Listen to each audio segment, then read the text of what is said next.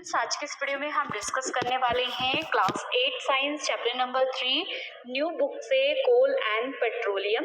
Previous video में मैंने आपको चैप्टर 1 और 2 पूरा एक्सप्लेन करके साथ में उसके question answer and think and answer question सारा ही करवा दिया है। अगर आपने वीडियो नहीं देखा है तो उसको जरूर देखना। तो नेक्स्ट आज हमारा चैप्टर है चैप्टर नंबर 3। तो चलिए वीडियो को शुरू करते हैं। कोल एंड पेट्रोलियम।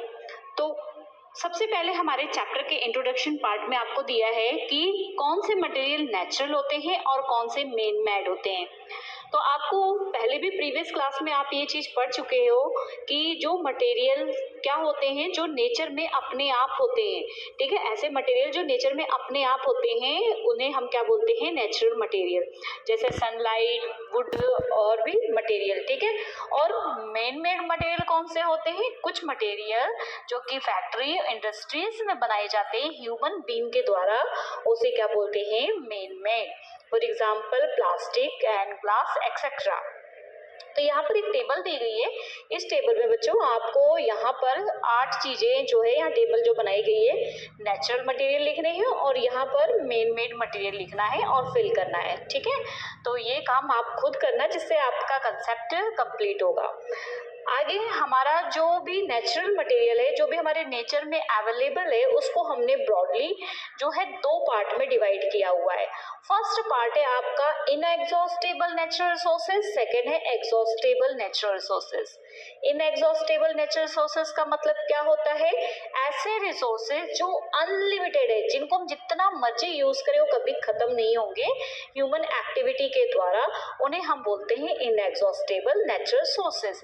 जैसे कि सनलाइट एंड एयर, आप सन की लाइट को जितना मर्जी यूज करो कभी नहीं खत्म होगी, एयर जितना मर्जी यूज करो कभी नहीं खत्म होगा, ठीक है। अगला है एग्जॉस्टेबल नेचुरल रिसोर्सेज। इसका मतलब क्या होता है, ऐसे रिसोर्सेज जो लिमिट में है हमारी नेचर में और ह्यूमन एक्टिविटी के थ्रू एक दिन ऐसा आएगा कि वो खत्म हो जाएंगे। For example wildlife, minerals, coal, petroleum, natural gas, ये सब बनने में मिलियंस ईयर लगते हैं। तो अगर हमने इनको संभाल के नहीं रखा तो एक दिन ये खत्म हो जाएंगे, इसलिए इनको क्या बोलते हैं, एग्जॉस्टेबल नेचुरल रिसोर्सेज। यहाँ पर एक एक्टिविटी दी है। इस एक्टिविटी में आपको ये समझाया गया है कि बच्चों के 3 ग्रुप्स बना दिए हैं, 2-2, 1-1, 2 और 4 बच्चों के ग्रुप्स बना दिए हैं।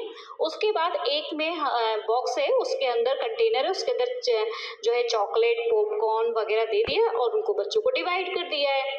तो अब पहले जिन बच्चों ने खाया उनके पास तो ढेर सारे चॉकलेट्स थे, अगले पे जो बच्चों ने खाया ग्रुप के उनके पास कम हो गए, अब जब थर्ड वाले बच्चों ने खाया उनके पास और भी कम हो गए। तो इट मीन्स इस एक्टिविटी के थ्रू आपको ये बताना चाहा है कि जो एग्जॉस्टेबल नेचुरल रिसोर्सेज हैं उनको अगर हमने ध्यान से नहीं यूज किया तो एक टाइम ऐसा आएगा कि वो नेक्स्ट जनरेशन के लिए नहीं बचेगा और खत्म हो जाएगा, ठीक है। तो नेक्स्ट आगे ये आपके क्वेश्चन है, ये मैं बाद में कराती हूँ, अभी हम चैप्टर को रीड कर लेते हैं। तो इस चैप्टर में हमने क्या पढ़ लिया, अब एग्जॉस्टेबल क्या होता है और इनएग्जॉस्टेबल क्या होता है। एग्जॉस्टेबल नेचुरल सोर्सेस में क्या क्या आते हैं, कोल, पेट्रोलियम और नेचुरल गैस। ये क्या होते हैं, ये सारी चीजें जो है डेड रिमेन लिविंग थिंग्स से बनती है। जो लिविंग ऑर्गेनिज्म, जो जीव जंतु होते हैं उनकी शरीर से बनती है, उनसे बनता है। तो इसलिए इनको हम क्या बोलते हैं, फॉसिल फ्यूल। फॉसिल फ्यूल का मतलब ही ये होता है कि जीव जंतुओं का अवशेष। तो हमारा सबसे पहला टॉपिक है कोल। तो कोल क्या होता है, सबसे चीपेस्ट में सबसे सस्ता है और ये बहुत हार्ड होता है, पत्थर की तरह काले कलर का होता है, ठीक है। तो ये ऑलमोस्ट हमारी इंडिया में कहाँ कहाँ पाया जाता है, झारखंड, वेस्ट बंगाल, उड़ीसा और मध्य प्रदेश में पाया जाता है। कोयले का यूज किस में किया जाता है, खाना पकाने में यूज किया जाता था पहले में। रेलवे का इंजन बनाने, जो पहले रेलवे में इंजन चलता था कोयले से भाप बना के, तो वो इंजन भी क्या होता था, कोयले से भाप बनाई जाती थी, स्टीम बनाई जाती थी, फिर इंजन भागता था आगे, ठीक है। थर्मल पावर प्लांट मीन्स बिजली बनाने में कोयले का यूज किया जाता था।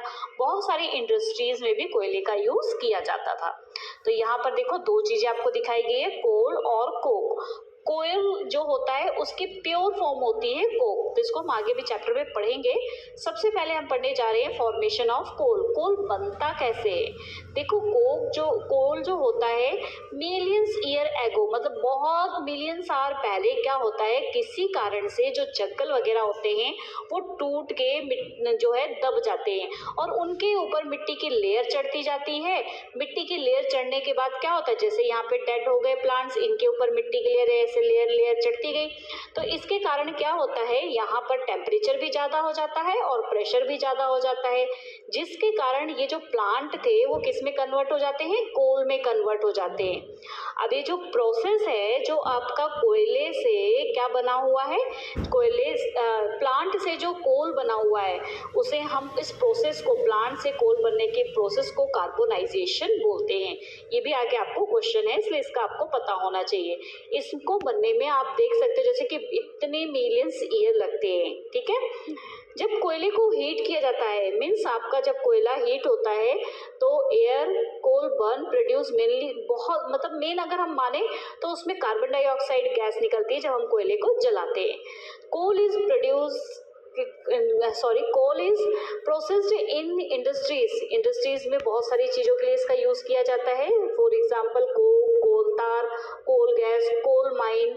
यहाँ पे देखो आपको कोल माइन दिखाई दे रही है जहाँ पे बड़ी बड़ी क्या होती है, माइंस होती हैं, मतलब कह दो एक तरीके से गुफाएं तरीके से होती है, ठीक है। तो उसके अंदर जा कर के जो है खोदा जाता है और वहाँ पे कोयला मिलता है, तो उससे काफ़ी जो कोल होता है उससे काफ़ी चीज़ें बनती है, जैसे यहाँ पे कोक है, कोल है और कोल तार है, कोल गैस है, ठीक है। तो सबसे पहले ये कोयले का ही पहला प्रोडक्ट है कोक।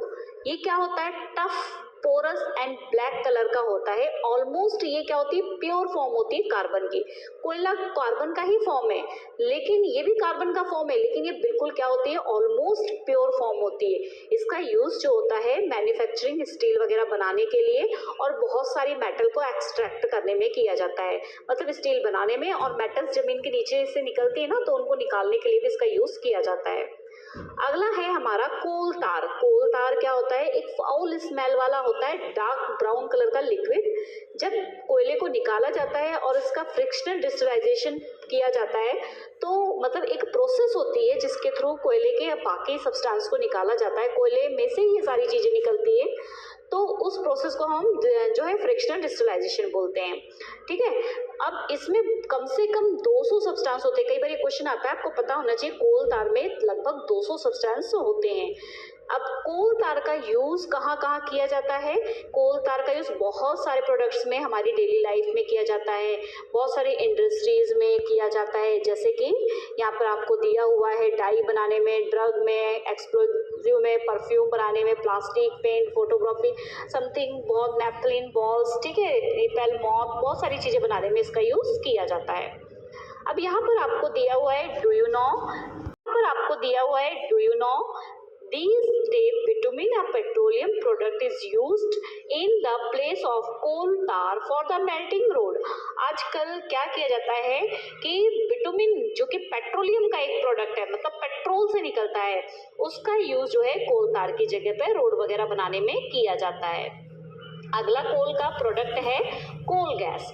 कोल गैस जब कोयले को निकाला, कोल से जब कोक बनाया जाता है, कोक मतलब प्योर फॉर्म कोयले की, ठीक है, तो उस प्रोसेस के टाइम में एक गैस निकलती है, उस गैस को क्या बोलते हैं, कोल गैस बोलते हैं। इसका यूज बहुत सारे इंडस्ट्रीज में किया जाता है, ठीक है। तो यहाँ पे थिंक एंड टेल आंसर दिया है, डैश इज, तो ये आंसर दोनों आपने मुझे बताने हैं। फर्स्ट है कि जब प्लांट से कोल बन रहा है तो उस प्रोसेस को क्या बोलते हैं। सेकेंड है coke dash and dash process, dash and dash are obtained from the industrial process of coal. बाकी अगर आप बताएंगे तो मैं थिंक एंड आंसर्स की और चैप्टर के बीच में जो क्वेश्चंस हैं उनकी अलग से वीडियो बना दूंगी और बैक एक्सरसाइज की भी बना दूंगी, ठीक है। तो बेटा